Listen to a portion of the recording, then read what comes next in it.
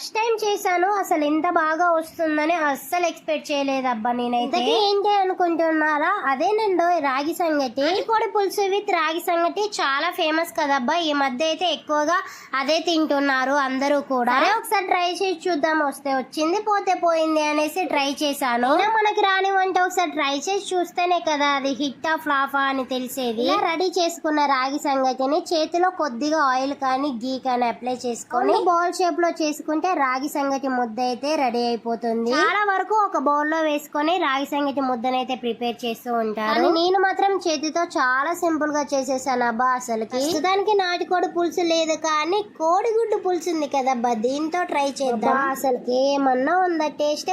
రాగి సంగటి విత్ కోడిగుడ్డు పులుసు అద్దరిపోయింది. ఇక మా వారి గురించి ఏం చెప్పాలి చెప్పండి, ఫుల్ గా కుమ్మేశారు. అసలు ఇంత బాగుంది టేస్ట్, ఇన్ని రోజుల నుంచి ఎందుకు చేయలేదా అని అన్నారు. హిట్ ఆఫ్ ఫ్లాప్ చెప్పండి